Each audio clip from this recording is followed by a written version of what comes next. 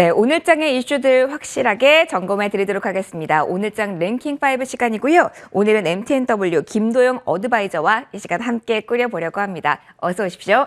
안녕하십니까. 안녕하세요. 오늘 좀 복잡한 이슈가 많아서 제가 좀 걱정이 많았는데 좀 든든합니다. 5개 이슈 함께 잘 풀어보도록 하겠습니다. 자, 오늘은 첫 번째 이슈는 이 이야기부터 하고 가야 될 것 같습니다. FOMC가 이틀간에 걸쳐 진행이 되는데 오늘 밤에 시작이 됩니다. 은행주 그래서 많이 보시는 것 같아요. 위원님, 사실 은행주가 연초에는 정말 강했거든요. 네. 그러다가 예기치 않은 이 우크라이나 사태가 터지면서 지금은 고점 대비 많이 후퇴한 상태긴 한데 네. FOMC 앞두고 오늘 일단 오르고 있습니다. 오늘장의 상승을 좀 어떻게 봐야 되는지 그 성격부터 좀 분석을 해주실까요? 제가 지금 판단하고 있는 상황은 생각보다 상승폭이 크지 않다라고 하는 부분이에요. 크지 않다라고 보세요. 네, 왜냐하면은 기존의 2월 달에 그 상승에 대한 부분은 금리 인상에 대한 부분은 그때는 50bp 상승에 대한 피력을 했고 네. 그거에 대한 반응성에 대한 것을 조금 크게 반영한 것이 아닌가. 한마디로 이자 수익에 대한 증가 여부가 상당히 크게 나타날 수가 있다라고 생각을 해서 시장에서 그렇게 반영을 했던 그런 상황이죠. 근데 지금 현재는 25bp 인상에 대한 것이 거의 지배적으로 나타나고 있는 그런 상황이기 때문에 2월 달과는 조금 다른 모습에 대한 것을 기대를 하고 반영을 해야 되는 것이 아닌가라는 생각을 가지고 있습니다. 그러면은 빅스텝이 아니라 좀 천천히 가니까 은행주도 지금 탄력을 받기에는 조금 더 시간이 필요할 거다? 이렇게 정리를 해야 될까요? 네, 저는 그렇게 보고 있고요. 네네. 단기적으로는 이제 비이자 수익에 대한 감소가 지속적으로 나타날 수밖에 네. 없는 그런 상황이에요. 근데 지금 현재적으로 25bp 상승한다라고 계산을 한다면 이자 수익에 대한 것은 비이자 수익에 대한 감소를 상쇄시키고 남는 수준이에요. 네. 그래서 실적 개선이 일어날 가능성이 있지만 아직까지 불확실성에 대한 부분이 조금 크다 보니까 시장에 대한 변동성이 상당히 크게 나타나는 거고 오늘 생각한 것보다는 조금 약한 모습을 보여주고 있다라고 하는 점이 그거에 대한 반증이 아닌가 이렇게 판단하고 있습니다.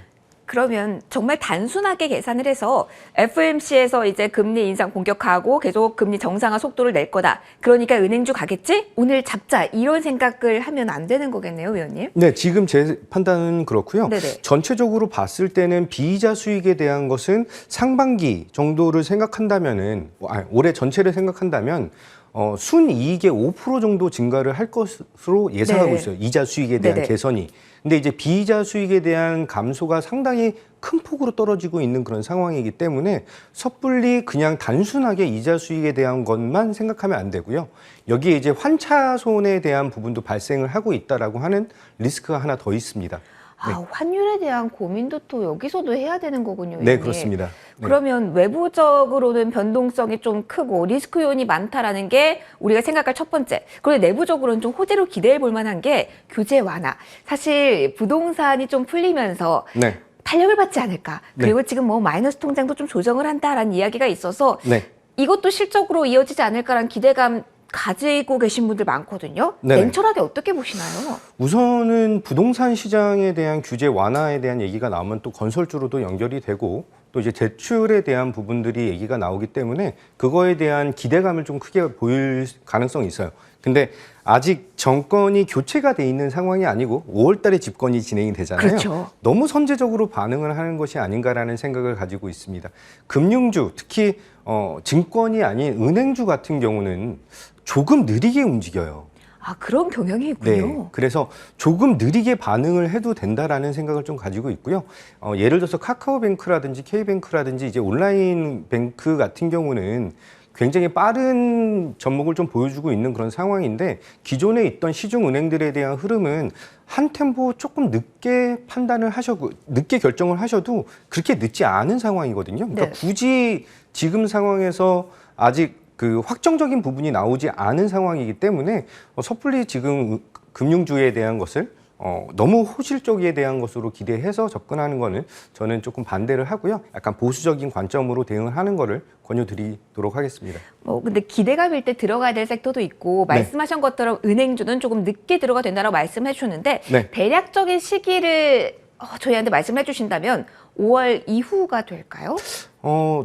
조금 늦게 잡으면은 네. 5월 중순 정도로 잡으면 될 것 같고요. 네. 지금 이제 막 이제 막 시작을 하는 거잖아요. 새 정권에 그렇죠. 대한 이제 가이드라인 청사진이 이제 막 진행이 되고 있는 상황에서 지금 예를 들어서 뭐 다른 IT 분야라든지 바이오 분야에 대한 성장성은 지금 기존에 맛봐왔던 그런 성장률을 감안을 해도 되는데 금융주 같은 특히 은행주 같은 경우는 러시아 우크라이나 관련된 악재로 인해서 환율에 대한 부분 그리고 금리에 대한 부분 불확실성에 대한 부분들이 상당히 크게 작용을 하는 게 실적에 그냥 바로 반영이 돼버려요. 그렇기 때문에 조금 늦은 템포로 대응을 하시는 거를 권유드립니다.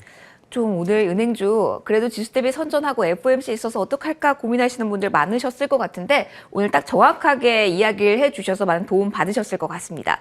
연결해서 은행주와 같이 생각해 볼 수 있는 어떻게 보면 대출이라는 그 카테고리 안에 있는 건설주 이어서 두 번째 이슈로 체크해 보도록 하겠습니다. 역시 정책적 기대감을 사실은 아는 섹터 중에 하나입니다. 네. 건설주와 같은 경우는 근데 뭐 악재 중에 하나가 다시 광주 사고 소식이잖아요. 네. 그렇기 때문에 전반적으로 투자 심리가 또 한 번 악화되는 건 아닌지 이해되는 우려도 있는 것 같습니다. 지금 자리 호재와 악재 중에 어느 쪽에 조금 더 쏠림이 강한 구간이라고 위원님 보시는지요? 대형주 위주로 봤을 때는 네. 호재적인 부분이고요. 네. 중소형주 같은 경우는 사실 트레이딩 관점으로 봐야 되는 시점이 아닌가라는 생각 가지고 있습니다. 제가 판단했을 때는 건설주도 아직 정책적인 부분이 확연하게 나온 건 아니지만 규제 완화에 대한 것으로 인해서 지금 강남 아파트 같은 경우는 단기적으로 4억 이상 올라가고 있는 그런 단지들이 상당히 많아요. 그런 것을 감안했을 때 추가적으로 재건축이라든지 추가 분양에 대한 기대감은 상당히 크게 나타나고 있다라고 하는 점이죠. 근데 이게 너무 테마성으로 너무 정책 테마성으로 지금 소형 건설사들에 대한 수급적인 측면이 너무 가파르게 들어갔던 맞아요. 상황에서 차익 실현 매물에 대해서 지금 단기 트레이딩을 대응하지 못하는 분들은 굉장히 많이 다치고 있는 그런 상황이거든요. 근데 꼼꼼히 따졌을 때 정말로 어떤 회사가 어떤 건설사가 정말 큰 수혜를 받을 수 있을 것인지에 대한 것을 잘 판단하시고 지금 상황에서는 대형 건설사 같은 경우는 약간 바이앤홀딩에 대해서 비중을 조금은 늘려갈 수 있는 그런 상황이지 않을까 이렇게 생각하고 있습니다. 근데 일각에서는 대형 건설주와 같은 경우는 사실은 주택 비중만 있는 게 아니라 뭐 플랜트라든가 뭐 다른 분야에 대해서 투자를 하다 보니까 아무래도 중소형주가 주택을 재건축하고 이게 더 수혜가 많을 거란 분석도 있었거든요. 네. 그런 의미에서 대형주는 아직 못 갔다라고 보고 추가로 담아도 되는 구간이라고 보시는지요? 네, 저는 그렇게 판단하고 있고요. 실질적으로 이제 메이커를 달고 나가는 아파트들, 특히 이제 메이저 단지 같은 단지들에 대한 경우 같은 경우는 상당히 이제 수주권에 대한 금액 자체가 상당히 좀 많이 다르게 나타날 수밖에 없는 그런 상황이에요. 대규모 단지에 대한 시공에 대한 그 영향력이 있느냐, 그 부분에 조금 초점을 둬야 되는 그런 상황이고, 플랜트든 그게 원자력이든 풍력이든 여러 가지 분야에 대해서 지금 현재 정권, 새로 들어올 정권에 대한 우호적인 부분은 상당히 크게 열려져 있는 그런 상황이다라는 판단을 가지고 있습니다. 따라서 딱 한 부분, 건설에 대한 부분만 볼 필요는 없지 않을까 이렇게 생각을 해서 대형 건설사를 추천을 드리고 있는 그런 상황이죠. 네. 그러면 오늘 뭐 HTC 사고 이후에 국토부로부터 엄중한 처벌이 예고돼서 이게 장기적인 악재로 갈 가능성은 낮다. 지금 중소형주는 트레이딩이지만 대형 건설사는 중장기로 담고 가도 된다. 제가 이렇게 정리해도 될까요, 위원님? 네, 그렇습니다. 알겠습니다. 네. 이렇게 건설 섹터 정리를 두 번째 이슈로 해보도록 하겠습니다. 세 번째 중국 쪽 이야기를 해볼까 합니다. 어제도 짧게 저희가 다뤄드리긴 했는데요. 오늘 중화권 증시도 내리고 뭐 다시 한번 코로나가 발발하고 있다라는 여러 가지 이슈가 있어서 전반적으로 중국 소비와 관련된 섹터가 위축된 상황이거든요. 연속성이 좀 나타나서요, 위원님. 네. 당분간 또 한 번 힘들까요? 왜냐하면 여기가 리오프닝하고도 같이 묶이면서 기대감이 있었거든요. 우선은 중국에 대한 셧다운 얘기가 가장 크게 오늘은 영향을 미친 것 같아요. 네. 근데 이제 중국 시장에 대한 영향보다는 저는 사실 홍콩 시장에 대한 외인 매도가 더 크게 시장에 영향을 미친 것이 아닌가라는 생각을 좀 가지고 있고요. 우선적으로는 셧다운에 대한 것이 정책에 대한 연결성에 대한 그 표현이 나타나지 않았다라고 하는 부분에서 이제 투자자들에 대한 심리적 불안감이 조금 추가적으로 나타나는 그런 상황이지 않을까 이렇게 판단을 하고 있습니다. 생각을 해야 되는 거는 그 규제 완화에 대한 이제 코로나 폐쇄 정책에 대한 규제 완화에 대한 것을 기대를 하는 것보다는 지금 현재 단기적으로 리스크적인 측면이 가장 강하게 나온 상황이다. 그런 시점이다라고 생각을 하시면 되실 것 같고요. 지표에 대한 발표가 나타났던 상황에서 그 부분에 대해서는 그렇게 큰 리스크를 보여주지 않고 있다라고 하는 점은 상당히 긍정적으로 평가해야 되는 상황이 아닌가 판단합니다. 그렇다면 사실은 뭐 다른 이슈긴 하지만 겹쳐 있어서요. 리오프닝 보고 이 중국 소비와도 맞물려 있는 쪽을 보유하신 분들은 의원님 어떻게 하면 좋을까요, 지금? 지금 계속해서 말씀드리고 있고 네. 권유드리고 있는 거는 현금 비중에 대한 확대를 가장 크게 갖고 가야 되는 그런 시장이다라고 말씀을 드리고 있는데 그럼에도 불구하고 종목을 사야 된다라고 말씀을 드리고는 있어요. 근데 그게 무슨 뜻이냐면은 지금 굉장히 큰 비중을 담아서 굉장히 큰 수익을 보는 것보다는 시장에 대해서 이제 향후 대응에 향후 시장 반응에 대응할 수 있도록 선제적으로 약간 약간 좀 씨를 뿌려놓자 이런 뜻으로 여러 조금 군데에 좀 뿌려놔야 되는 시점인가요? 네, 그렇습니다. 그래서 그런 상황에서 대응을 해야 된다라고 했을 때 향후에 중국 시장에 대한 오픈 기대감은 상당히 크게 나타날 가능성이 있다라고 보실 수 있습니다. 특히 이제 요즘에 밀렸던 섹터가 특히 어저께 많이 밀렸죠. 화장품 섹터에 대한 하락이 상당히 크게 나타났던 맞아요. 상황이에요. 네. 아모레포시픽이 거의 9% 가까이 하락을 하고 화장품 섹터에 대한 폭락이라고 표현할 정도로 상당히 큰 밀림을 보여줬는데 어떻게 봤을 때는 미래에 대한 2024년, 2025년에 대한 실적을 지금 끌어들여서 밸류에이션을 형성을 하고 있는 그런 가격대를 보여주고 있는데 저의 판단은 요번에 하락이 다시 한번 추가 매수 아니면 매수를 못 하신 분들에게 매수에 대한 기회를 주는 그런 타이밍도 보여주는 상황이다라고 판단합니다. 자막에 의류주도 함께 나와서 추가로 질문을 좀 드리면은요. 네. 의류주는 어제 같이 좀 빠졌다가 오늘 OEM 쪽 같은 경우는 또 반응이 조금 다르더라고요. 네, 그렇습니다. 그래서 의류주 안에서 이렇게 좀 차별화된 움직임은 어떤 근거로 나타나고 있는지 이거부터 궁금한데요.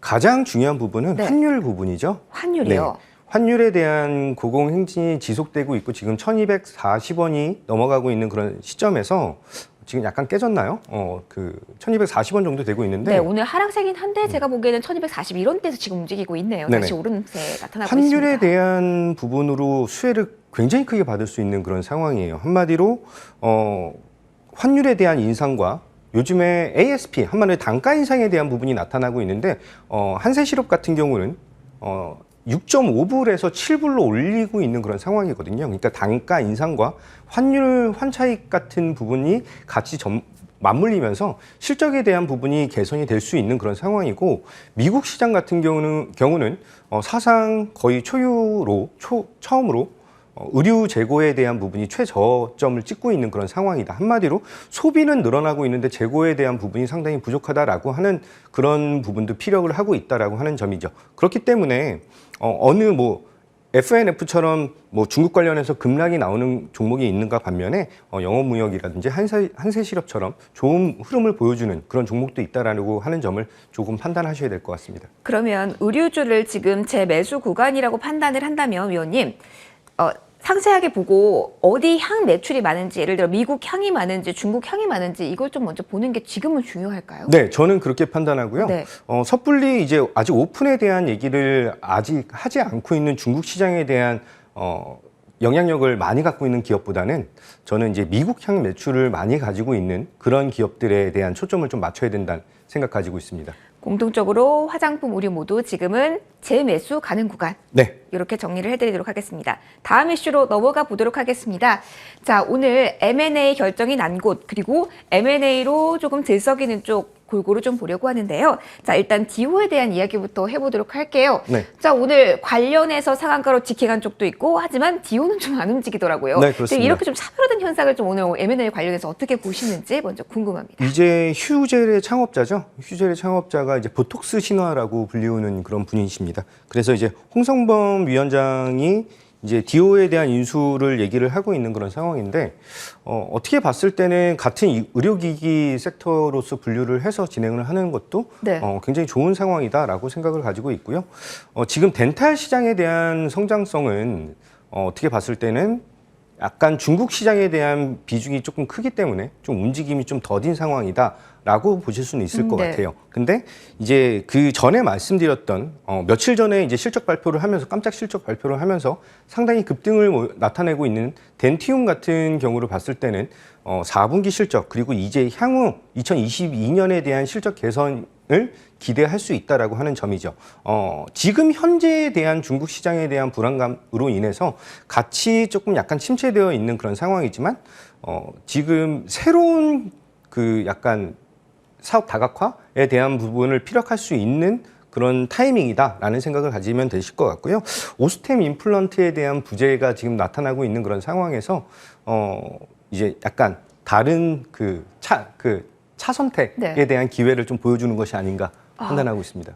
뭐 말씀해주신 내용을 보면은 뭐 긍정적 소식 같은데 오늘 디오 같은 경우는 사실 좀 무게감에 비해서 네. 지금 시세 한번 볼까요? 좀 잠잠한 편이라고 저는 개인적으로 좀 봤었거든요. 네.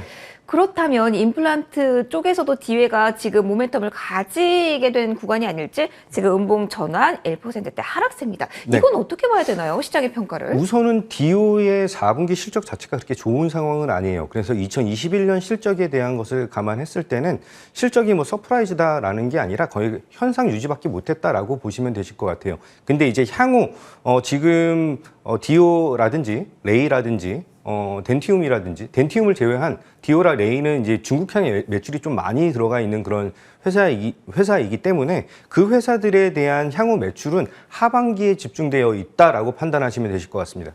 아하, 상반기는 시기가 아니다. 네. 하반기를 봐야 된다. 그러면 뭐 이런 M&A 이슈를 차치하고서라도 네. 임플란트 전반에 대해서는 이번 상반기는 조금 관망하자, 지켜보기만 하자 이렇게 봐도 될까요? 네, 그렇습니다. 네. 자, 첫 번째로 저희가 M&A 나온 임플란트 쪽을 먼저 살펴봤습니다. 지금은 기다리자라는 조언이 나왔고요. 자, 엔터가 네. 들썩이는데 너무 지난해부터 이야기를 해서 또 그 얘기야 라고 하실 수 있겠지만 네. 왠지 또 임박할 때 하면 또 놓칠 것 같아서 네. SM 관련한 인수설 이야기도 해보도록 하겠습니다. 네. M&A가 위원이 좀 강력한 재료긴 하거든요. 그렇죠. 그런데 너무 이렇게 시끄럽기만 하고 뭔가 딱 결정이 됐을 때 오르는 게 없을지 불안한 부심도 많으실 것 같아요. 네. 지금 이런 분위기를 SM에 관련해서는 어떻게 해석을 해야 되나요? SM 같은 경우는 팩트로 얘기를 하면은 네. JYP보다 벌어들이는 돈이 훨씬 더 많습니다. 네. 오. 근데 시가총액으로 비교를 하면은 JYP 비교해서 굉장히 낮은 수준을 보여주고 있는 그런 상황이다라고 볼 수 있죠. 그렇다면은 오늘 장에서도 다시 한번 인수설이 나왔는데 SM보다는 뭐 SM CNC나 네. 뭐 다른 쪽이 좀 더 많이 움직이더라고요. 네. 향후에 본격적으로 조금 더 구체화가 된다면 뭐 카카오든 뭐 CJ든 추가적으로 SM이 받을 수 있는 수혜도 기대를 해도 될까요? 우선은 SM에서 진행하고 있는 회사 중에 라이크 기획이라고 하는 회사가 있습니다. 비상장 회사고요. 네. 그게 이제 이수만 그 회장. 총괄 네. PD의 그 지분을 갖고 있는 그런 회사고요. 거기서 이게 핵심이군요. 네, 거기서 이제 모든 이제 그 기획이라든지 이런 게 진행이 되고 있는 그런 상황이죠. 근데 이제 여기서 뺏어 먹는 그 매출이라든지 수익, 이익에 대한 규모가 생각보다 많이 커요. 그래서 이거를 배제를 하고 생각을 해야 되는데 시장에서는 지금 그냥 단순하게 뭐 카카오에 매각된다, CJ에 매각된다라고 얘기가 나오고 있는 그런 상황이죠. 네. 팩트로 말씀드리면 작년에도 CJ E&M과 이제 합병 얘기가 나오면서 SM과 SM CNC가 상당히 큰 폭의 상승을 보여줬던 근데 바로 빠졌던 그런 상황이죠. 그러니까요. 네. 근데 거기서 나온 얘기는 SM에 대한 인수를 했을 때 이제 옵션, 이수만 회장에 대한 옵션 여부를 어떻게 둘 것인지에 대한 여부가 계속해서 관건이군요. 네, 그게 계속 나오고 있는 그런 상황이에요. 그래서 그 부분을 완전 없애버린다라고 한다면 시가총액 기준으로 SM에게 3조 정도를 더 부여할 수 있는 그런 밸류에이션적인 매력도가 있는데 이 부분에 대한 게 아직 해소가 되지 않는 상황이기 때문에 카카오 인수든 CJ 인수든 약간 불확실성이 조금 많이 커져 있는 상황이다라는 생각을 가지고 있는 종목입니다. 그러면 대기하는 호재가 있다라기보다는 리스크 요인이다라고 봐야 될까요? 리스크 요인보다는 이게 아직 약간 어떻게 불타는 부족하다? 감자라고 표현해야 될 것 같아요. 네. 먹기는 뜨겁고 또 안 먹기, 건들지 않기는 좀 힘든 그런 상황이기 때문에 이런 종목 대응하실 때는 굉장히 빠른 매매와 빠른 대응 그리고 목표 수익을 좀 짧게 잡고 진행을 하시는 걸 권유드려요. 예를 들어서 뭐 적대적 M&A다 이런 얘기가 나오면은 그냥 딜이라고 하는 거를 걸어서 진행을 할 수 있을 텐데 네. 그런 상황이 아니라 악재가 아직 떡하니 버티고 있는 그런 상황이거든요. 네. 그런데 이슈가 나왔을 때 작은 종목 같은 경우는 큰 폭의 움직임을 보여주니까 그거를 기준으로 해서 트레이딩 관점으로 보시는 거를 권유드리겠습니다. 위원님 약간 오늘 꿀팁 대방출의 날인 것 같습니다. 후후 불어서 어떻게 대응하면 좋을지 뜨거운 감자와 관련된 종목 저희가 살펴봤습니다. 자, 마지막 이슈로 넘어가도록 하겠습니다. 지수가 힘을 못 쓰는데 IT주가 힘을 못 쓰는 그 영향도 좀 클 것 같습니다. 네. 오늘 LG 에너지 솔루션 이야기부터 좀 해보려고 합니다. 뭐 잠시 2, 3위가 뒤바뀌기도 했습니다. 네. 그렇기 때문에 정말 이렇게 속썩이나라고 생각하시는 분들 정말 많을 것 같거든요. 네. 지금 자리에서 방향성 위원님의 시선은 어디를 향하고 계신지 궁금합니다. LG 에너지 솔루션이 코스피 200에 편입된 지 며칠 안 됐죠. 정말 오래된 것 같아요. 지속적으로 하락을 하면서 상당히 이제 투자자들에게 특히 보유자들에게 큰 충격을 좀 안겨두고 있는 그런 상황인데 전전일 그리고 전일 공매도에 대한 비중이 상당히 높게 나타나고 있는 그런 정말 상황입니다. 높더라고요. 전일 같은 경우는 거의 40%에 육박하고 있는 그런 모습을 보여주고 있는 것이 리스크적인 부분으로 받아들여야 되는 것은 아닌가라는 생각 가지고 있습니다. 아직까지 뭐 공매도가 다 나온 건 아닌 것 같아요. 그래서 우선은 총알을 조금 장전을 하셔야 될 것 같고요. 저는 이게 머리를 드는 시점이 이제 2차 전지 관련된 부분들이 호재적인 얘기가 아니 악재적인 얘기가 좀 많이 사라지고 그럼 총알 네. 장전해야 된다는 게 현금화가 필요한 시점이라는 말씀이신가요? 아니죠. 이제 네. 사실 LG 에너지 솔루션을 사셨다라고 한다면 팔지 않겠다라는 뜻이거든요, 거의. 네. 그렇기 때문에 이제 저평가 매력도가 나타나는 시점에 추가 매수에 대한 대응을 준비를 하셔야 되는 상황이고 오늘 이제 LG 에너지 솔루션이 이제 발표회도 참석을 했어요. 제가 지금 발표회 이름을 살짝 까먹었는데 네. 그 발표회를 갖고 나서 원자재 가격에 대한 부분과 이제 그 LFP에 대한 부분, MCN에 대한 부분 여러 사업 다각적인 부분에 대한 추가적인 발표를 조금 진행하지 않을까. 배터리 관련 회의 말씀하시는 거죠? 네. 네네. 네. 그래서 이런 얘기들이 나올 건데 제일 중요한 거는 1분기 실적에 대한 것을 조금 포기를 하고 2분기 이후에 대한 실적부터 조금 기대를 가져서 2분기 정도, 중순 정도의 저평가 매력도가 나타나는 시점에서 추가 매수에 대한 의견을 조금 가져야 되지 않을까 생각을 가지고 있습니다. 그럼 보유자분들은 조금 더 기다리셔야 네, 된다라고 그렇습니다. 정리를 할 수가 있을 것 같습니다. 자, 그리고 하나 더 이야기를 해볼까 하는데요. 지수와 좀 많이 연동되는 부분이 있는 삼성전자입니다. 네. 위원님, 삼성전자가 좀 가야 지수의 탄력도 착 받을 수 있을 텐데 네.